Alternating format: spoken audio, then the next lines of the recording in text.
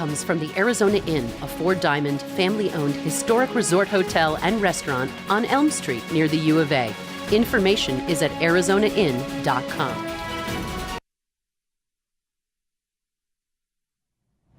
Hello everyone, I'm Tucson Weekly editor Jim Ninsel, and we're here to talk ZonaPolitics. Joining me today is Pima County Sheriff Mark Napier, a Republican who took office in January. Sheriff, thanks for joining us here on ZonaPolitics. Thanks for having me, Jim. It's good to be here. So, how are you settling into the job? It's been an adventure. I've been in about 7 months now, and I think we're getting settled. I think we're finding our stride. I'm new to the department. They haven't had outside leadership for 40 years, so it's very new to the department, and I'm trying to get to know everything. At the same time, we're trying to run a very big department. So it's been a challenge, but it's been a lot of fun also. And I know one of the things you were facing as you came in was some issues with deputy morale, concerns about pay, and how is that going? Well, I think morale's improving. I think there's a predictability now that the election's over. The election itself is very disruptive to the department. And I think that's behind us now, and they're starting to learn me, and I'm starting to learn them. So I think morale's generally improving. My staff and I are working on a compensation plan that's very different than what we've done in the past. We'll be presenting that to the Board of Supervisors this fall. I've kind of tested marketed it with some of the Board of Supervisors members. And Mr. Huckleberry, I think we're onto something. It's more of a merit-based system. It's more of a business model. It's consistent with what the military does and private industry does, which is a significant departure from law enforcement's normal way of doing business. So I think we're onto something there. And you got a lot of attention during your 7 months here, particularly on some border topics, one being the border wall, which you said I think was a medieval solution to a 21st century problem. What are your concerns about the wall? Well, I think the wall is, it gets in the way. The term the wall gets in the way of progress on this. The wall should be considered an analogous term that could mean a great many things. It could mean physical barriers where those are appropriate. It could mean technology where that's a better solution. It could mean topographical barriers. There are often those on our border. If you go outside of Sassabee or down around the Tondo Autumn Reservation, there's mountainous areas. We're not building a wall through there. And originally the rhetoric was that we're going to build a big, beautiful 30-foot high concrete wall. Well, it's not practical, and there are places where that simply will not work. And I think that was getting in the way. And I think the Trump administration's backing away from that a little bit, which I'm glad to see, is taking a more pragmatic approach to that. And also, you said the Pima County Sheriff's Department doesn't really have the resources to take over the job of the Border Patrol when it comes to arresting and detaining undocumented immigrants. Talk a little bit about your thoughts there. Well, the fact of the matter is there are about 3,800 Border Patrol agents in the Tucson sector. I have about 500 sworn deputies to patrol 9,200 square miles. I don't have the resources, nor do I believe it is the role of local law enforcement to take on a federal problem, and immigration is a federal problem. And I don't think it's our role to adopt that. I don't have the resources, and I think that's outside the scope of what we need to be doing as a proactive law enforcement activity. And how important is it for the undocumented immigrants to feel comfortable being able to come to sheriff's deputies and be able to say they're a witness to a crime or a victim of a crime? Well, I think it's very important. Otherwise, we create a whole new class of victims. People that are afraid to go to local law enforcement for fear of, immigration issues. The immigration issue isn't always relevant to what we're doing. And so sometimes it'd be like if you were reporting a burglary and we ask you about your car registration. Well, it's irrelevant. And sometimes what we're doing, their immigration status is largely irrelevant to what we're doing. And we need to be focused on local law enforcement issues. So it helps with the community policing to not be in that role of... Right, we should not be proactive arms of federal immigration. Talk about a little bit, the Trump administration recently addressed a group of law enforcement officers, and he suggested that they rough up suspects a little bit before taking them in. Is that something you can condone? No. That is the simple and short answer. I try to be very measured in the way that I speak, and I'm just a lowly little county sheriff. And I kind of wish the president would be more measured in the way that he speaks and tweets and so forth. I think those are very unfortunate comments. Not something I condone. I don't think any law enforcement leaders that I'm aware of are on board with that. It's really counter to what we've been doing our whole life. I've been doing this since 1981. This is not something I subscribe to. Can you talk a little bit about community policing from the perspective of the Sheriff's Department? Well, we have a great relationship with our community. The one thing that I know is everywhere I go, and I am so proud of the line level people for the Pima County Sheriff's Department, everywhere I go, people say they love their deputies. And I hear that over and over and over again. And I've seen evidence of the fact that they're engaged with the community. Now, in all fairness, we don't have the same call load that the Tucson Police Department does. Our staffing is a little better than the Tucson Police Department. So my deputies are able to go out and interact with people at a different level because we're not so call driven. And I think the deputies really like that. They like being part of the community. And I think there's a great esprit de corps with being a Pima County deputy, and I'm very, very proud of these people. That's the one thing that I've really come to know over the last 7 months is how proud I am of the line level people, whether they be in the jail, in our corrections area, or deputies out there taking calls for service right now. I'm very proud of the line level people. You really do have more responsibility than a lot of sheriffs, though, because of the amount of unincorporated areas that we have in Pima County and the urban areas that you have to patrol. There are about 3,080 sheriffs in the United States, and I calculate we're about the 30th largest sheriff's department in the United States. So we do have a very large department from a personnel standpoint. Our detention facility has about 2,100 beds. Again, we have about 9,200 square miles to patrol, and we have about 1,500 employees. So we are a very large department. We have a large reach into the community and about 125 miles of exposure to the international border.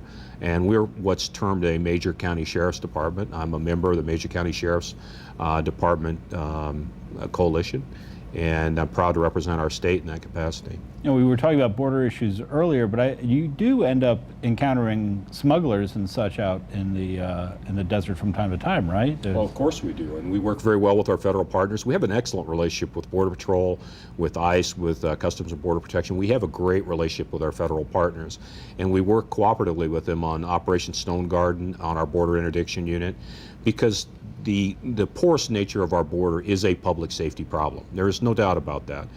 The transnational crime organizations that operate in Mexico are a threat to public safety in Pima County. And so we should be engaged with our federal partners on those types of law enforcement activities. Moreover, there's a human rights tragedy embedded in this, which I really regret we're not talking enough about. And that is the fact that in western Pima County, every year we recover about 150 bodies. Outside of my Ajo district station, we have an industrial refrigerator, the only purpose of which is to store human remains. That's a human rights tragedy. We saw that human rights tragedy lived out in San Antonio recently, where people are dying in the back of a semi. So when we look at the border, we really need to think of it as a public safety challenge, a national security problem, but also a human rights tragedy.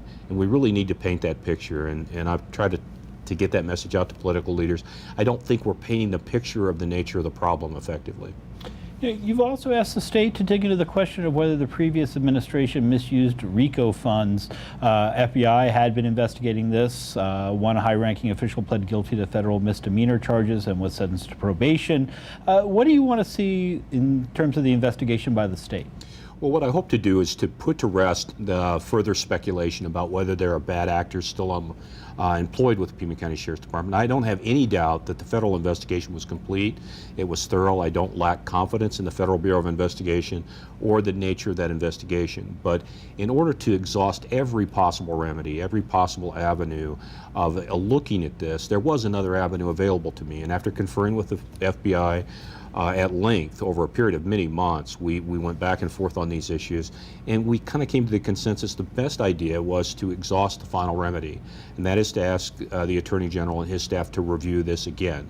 Make sure we haven't missed anything. Make sure there weren't federal or state violations that weren't addressed by the federal investigation. And I had a meeting with the Attorney General's staff this past week. I've met with the Attorney General twice personally, and I'm confident that they're taking this very seriously. In April, a terrible incident at the jail. A man in his mid-20s, Brandon Roth, was killed allegedly by his cellmate. Roth was in jail on theft charges. The cellmate was accused of killing his wife. Should these two men have been in a cell together? Well, it's a complicated issue, Jim, and it's partially based on the way the housing units are at the jail and the fact that the jail is nearing its capacity. And so what we try to do is to not look at charges necessarily, but look at threat assessment from each inmate. And based on their past conduct and other things that we knew, their classification level was similar. Now, clearly the person accused of homicide had a threat level that was higher, but it was still within the margins. And these two people had cohabitated in that cell for 2 weeks with no issue. The victim had not come forward and said, hey, I'm kind of afraid here, this guy's not acting right, we're having arguments or any such thing that would have been a warning flag that we needed to separate these two. They cohabitated for 2 weeks, and then for unknown reasons, this crime occurred that we couldn't predict. The one variable in law enforcement that's unpredictable is human behavior.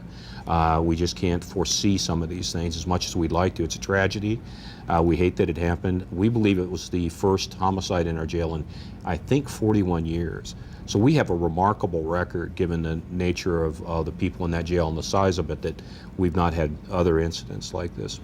Has it triggered any kind of review of the policies of how you put inmates together? Oh, we always are reviewing that, Jim. I mean, every time we have a critical incident like this, we always go back and reflect upon lessons learned. Was there something that could have been done differently? Were protocols followed? Do those protocols need to be looked at further? So that's a natural course of events in law enforcement. When we have a critical event, we always go back and have an introspective look at the organization and our policies and practices to make sure that they're what they should be. The County Board of Supervisors passed a hands-free ordinance. You can't touch your phone while you're driving anymore. Do you think this was necessary? I think as a public awareness thing, it is necessary. I'm not asking my deputies to go out and get binoculars and sit by an intersection and hope they catch Jim Nitzel talking on his cell phone. That's not of interest to us, but the ordinance itself is an educational thing. It's saying, hey, you know, you should probably think about this. Is it really that important to become distracted behind the wheel? We know that it does precipitate accidents. And so this is more of an educational thing, and I think my deputies are taking more of an educational posture toward enforcement. And this week, though, we've begun issuing tickets rather than just warnings on the violations. Yes, we have. Now, I suspect that we'll still take a very educational posture toward this. The speed limit on a street is 35 miles an hour, but we don't stop and write people tickets at 36. I mean, there is discretion involved here, and I'm confident our deputies will use good judgment in the enforcement of this ordinance. We've got about a minute left, but I wanted to make sure before we left tonight we talked about our mutual friend Emil Franzi, who passed away recently. We both knew him well, and talk a little bit about Emil Franzi. You know, I love the guy. When I got called and I found out he was in the hospital, I told the person who called me, I said, I'm gonna go, I'm in uniform, Emil will get a kick out of that. And they said, oh, don't wear the stars. Don't wear the stars, because he's going to give you the business about that. You're a general, field general, and you know Emil, he's just that way. And I said, there's no way I'm not wearing the stars. I don't think I was in the room 20 seconds before he started giving me the business about that. And yet, as I said during his celebration of life, that if you truly knew the man, you liked him. You really did. You know, all the blather aside, he and I had a lot of fun on radio together. I knew how to push his button where he would get all angry with me, and we'd make some good radio, and we had a lot of fun. And he was always very kind and very good to me, and I'll miss him a great deal. I learned so much from that guy. He was an American original. An encyclopedia also. He knew a lot of facts about a whole lot of things. But under all of that was a very caring and just a wonderful man. Right. If you knew him, you liked him very, very much. Absolutely. Yeah. All right, well, thank you, Sheriff Mark Napier, for stopping by ZonaPolitics to talk with us. And we'll be right back with an encore presentation of my interview with author and astronomer Chris Impey. ZonaPolitics is made possible with the generous support of the Loft Cinema, Tucson's independent movie theater. The Loft features independent foreign and documentary films, cult classics, discussions with filmmakers, and much more, including the Loft Film Fest in November. The Loft is located at 3233 East Speedway Boulevard. Showtimes can be found at loftcinema.org. Support for ZonaPolitics is provided by Hotel Congress in historic downtown Tucson. More information at hotelcongress.com and 622-8848. The Tucson Hispanic Chamber of Commerce serves the business community in the bilingual, bicultural region of the Arizona-Sonora border and is a proud media partner with ZonaPolitics. Learn more at TucsonHispanicChamber.org.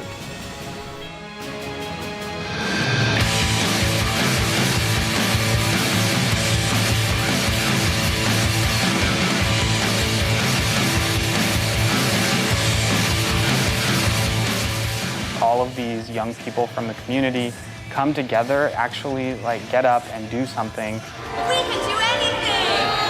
I think we've attracted a lot of people that are super passionate. We're here at the No Ban, No Wall protest. If you come out of college, you have this experience, you know how things run, you have a huge leg up. People who have ideas and who are dreamers, you know what I mean, who really want to get themselves out there. I think that they should come here.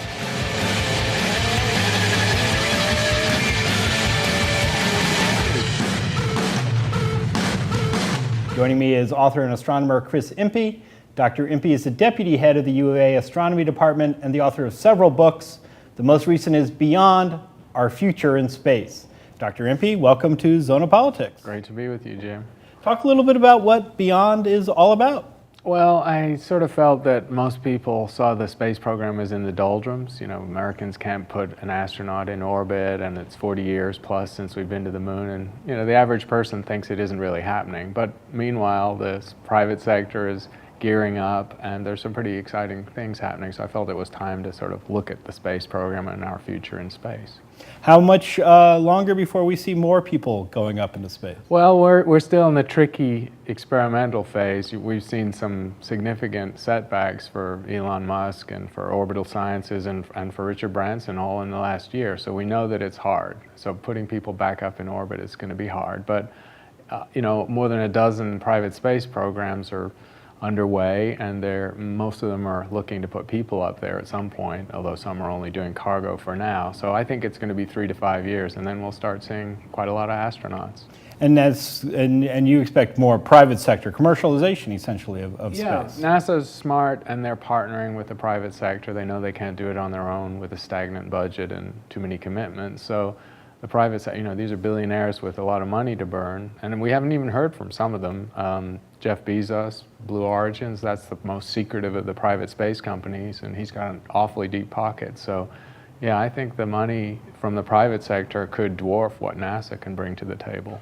And you mentioned, the people may not be aware of some of the stuff that's going on, but NASA's got a pretty interesting program with the U of A, with the OSIRIS-REx project, Yeah. and so they're still doing some. NASA's doing stuff. some great stuff, and I think NASA are caught in the same conundrum that's existed in the space program for decades, which is, robots like OSIRIS-REx, can take you to the edge of the solar system. They're cheaper.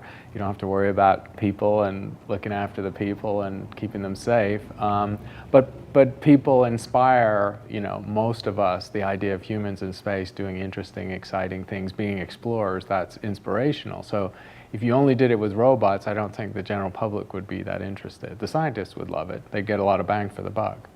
And you talk about the dangers of people in space. What does, I was talking with Mark Kelly, the retired astronaut, about what goes on with people's bodies in space. We're really not designed for zero gravity, are we? Not at all. And most of the astronauts who spent a year or more in orbit, and there's more than a dozen, have had health problems when they came down. Of course, we're looking at this great control experiment of the twins, one twin up there for a year and one twin down on Earth to study. Scott Kelly, exactly. He's Mark's brother up there in the International Space Station. Right. So there are problems, and just now project those forward to a situation where you're on another planet for years or perhaps the rest of your life, or you form a colony and you start to have children and grandchildren born in a different environment, and humans are going to change if that ever happens.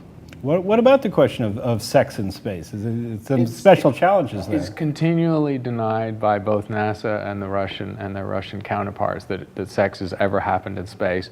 The scuttlebutt is that, yeah, it probably has happened, and we just don't know about it. Astronauts are pretty good at keeping secrets.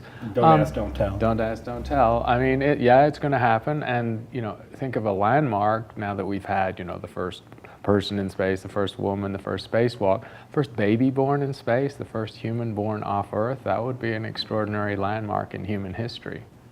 You've said that if the U.S. government was more generous with NASA, we might be a lot further along with space colonization right now. Where do you think we'd be? I think we could have had a moon and a Mars colony. We could have an off-Earth activity that was quite significant. NASA's budget is roughly $18 billion, and in real terms, it's sort of been declining for a decade or more. And they're in a tough part of the budget, vying with Veterans Affairs and Social Security, and they're kind of a minnow in that part of the budget. So they're never going to get that much more money. And a lot of their science is involved with looking at the Earth and taking care of the Earth and monitoring the Earth. So not everything they do is about outer space. So once you take what's left for propulsion, development, or the shuttle program or International Space Station, you're not talking about many billions of dollars. What do you make of the Pluto footage we're getting back these days? It's extraordinary. Most people, even some planetary scientists, anticipated Pluto should be fairly dull. I mean, it's smaller than the Moon, and the Moon is geologically dead, just peppered with craters, nothing going on, not much atmosphere. The Pluto is much more exciting than the Moon, and it shouldn't be by all measures. So we have a big old mystery on our hands, because the surface being as young as it is, compared to, say, the Moon, which has this old, geologically old surface, is a huge mystery. Where's the heat coming from that's been driving that activity, creating these ice mountains, resurfacing that small dwarf planet? And we simply don't know. It's really exciting. Is it a planet? Is it not a planet? Astronomers are cold, hard-hearted, and they voted, and they're not going back on that. They're calling it a dwarf planet. And logically, since we found at least one and potentially 5 or 6 outer solar system worlds as big or bigger than Pluto, you either are going to have to take Pluto off the table or make school children memorize 5 or 6 new planet names. So I think actually it's a gentler way to go. The dwarf planet. Yeah, calling it a dwarf planet. You wrote a book called Humble Before the Void, and it's about your teaching science to Tibetan monks. How did that all come about? Just a call out of the blue from a young postdoc who himself was tapped by the head of the Tibetan Library, who was the Dalai Lama's translator for 10 years, to start up a program to teach Buddhist monks. It's spurred by the Dalai Lama's intense interest in science, which he's had for decades. And he's worried that Tibetan culture will become a museum piece. They don't have a homeland. He's also worried about the monastic training for his monks and nuns, which goes back hundreds of years. He wants there to be science and technology and math in the curriculum. So I got imported with some other Western instructors to run workshops and teach monks and nuns pretty much every year. I'm going back in October. And how engaged are they in what you're bringing? They're incredible. They're perhaps less well-trained in math and physics and science than a 6th or 7th grader, but they've been through a decade of monastic training. Their thought processes, their logic, their rhetoric, their philosophy is extremely sharp. They're intellectually right on it, and of course they're incredibly curious, and they bring a lightness to the classroom, a sense of fun and humor that just makes it a joy to teach. What did you take away from the experience? Well, I sort of recast how I taught my subject. Going there knowing it was an extraordinary experience, I pretty much threw away all my notes or my PowerPoints and just started from scratch. And that was helpful to be able to approach your own subject from scratch, and I've brought some of that new approach back into the classroom at the U of A. You study some very weird stuff out there, the supermassive black holes. And what is a supermassive black hole? It's just a beefier version of the black hole that's left when a massive star dies. So sort of conventional black holes are just condensed objects so dense that not even light can escape, left when massive stars die. And they're just a few times the mass of the sun. But nature knows how to make black holes a lot bigger than that. There's one that's 4 million times the mass of the sun in the center of our own galaxy. And the ones I study are much further away in other galaxies, and they go up to 4 or 5 billion times the mass of the sun, which is pretty extraordinary. It's a black hole that's 9 orders of magnitude bigger than the death of a single star. And where do they come from, or do we know? We think every galaxy has one. That's an important discovery of the last few decades. They're not oddball galaxies with black holes. Essentially, every galaxy has one, including our own. We think the centers of galaxies are dense regions anyway, with piles of stars, and over time, a little seed black hole, maybe 10 billion years ago, it was only 100 times the mass of the sun, will just gradually chow down on gas and dust and maybe complete stars swallowed whole. And over billions of years, a little seed black hole can grow to a behemoth, a beast that's millions or billions of times the mass of the sun.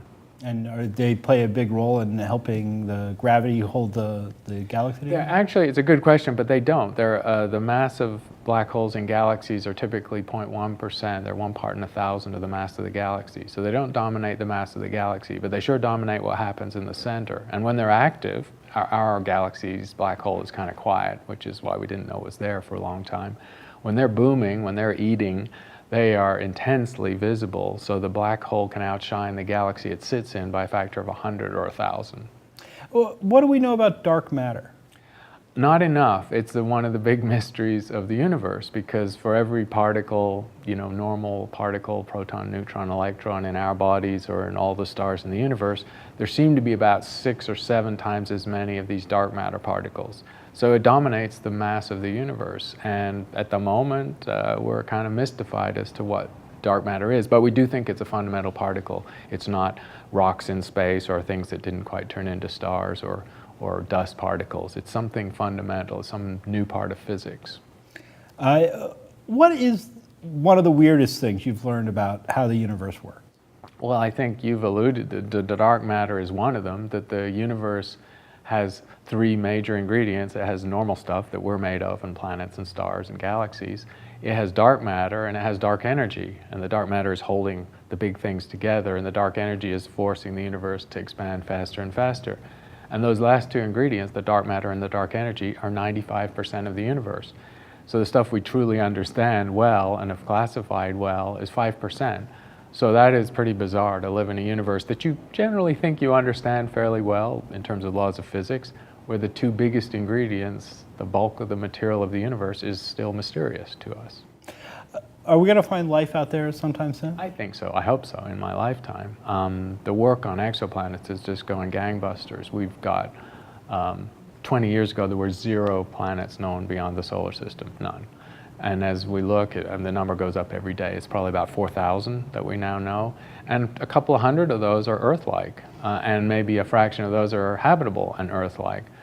So we're projecting 20 billion habitable Earth-like worlds in just the Milky Way galaxy. And the odds that they're all dead, I think, are very low. Life is a pretty persistent force. You'd think so. At least on this planet. It formed on the Earth 4 billion years ago when the Earth was a pretty nasty place, and it's persisted and pervaded the Earth. So yeah, most people think if the ingredients are there and you've got a lot of time and the conditions are right, then yeah, it should happen. What got you interested in astronomy? I got into it through physics. So astronomers are sort of formed 2 ways. Either they're the kids with the telescopes and the dark night sky, growing up and trading up for bigger telescopes. But I grew up in London and New York and cities. I didn't see any stars growing up. The other route is through physics, where it's essentially astronomy is applying the laws of physics out into the universe to see how the universe works. So that was my first degree, and that's how I got into it. You teach science at the U of A. Are you concerned about scientific illiteracy? Oh, absolutely. It's a big issue because we have all these, not in my field, but in general, all these big technical issues that are front and center, whether it's climate change or genetic engineering or what to do with the space program. And, it's in a civil democratic society, if people don't understand the issues a little bit at a technical level, or they're at least informed, then these decisions are going to be made by people who don't understand them or by people who have a different agenda or are not technically informed. So I think it's a big concern. It's a concern of mine. I sort of measure science literacy amongst U of A undergrads, and it's a little disconcerting the things they do and don't know when they graduate. What do you like about teaching?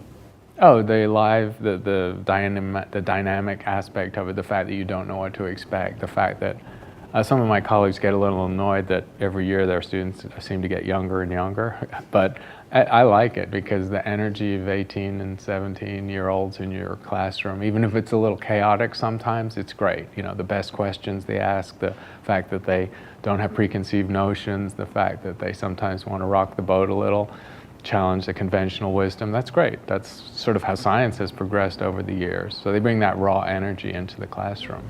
All right. That's our show for today. My thanks to our media partners at Tucson Weekly, Tucson Local Media, Creative Tucson, and Community Radio KXCI 91.3 FM, where you can hear a radio version of ZonaPolitics at 5 p.m. on Sunday afternoons. If you missed any part of today's show, you can find all our episodes at ZonaPolitics.com, and be sure to follow us on Facebook. I'm Jim Ninsel. Thanks for watching. We'll see you next time. ZonaPolitics is hosted by Tucson Weekly senior writer Jim Ninsel. The program is produced by Jennifer Powers Murphy and Danny Vinnick and edited by Jim Rundle. Special thanks to KXCI, Tucson Weekly, Brink Creative Digital, and all supporters who provide crucial funding for the program. Learn more about ZonaPolitics at zonapolitics.com and be sure to follow us on Facebook and Twitter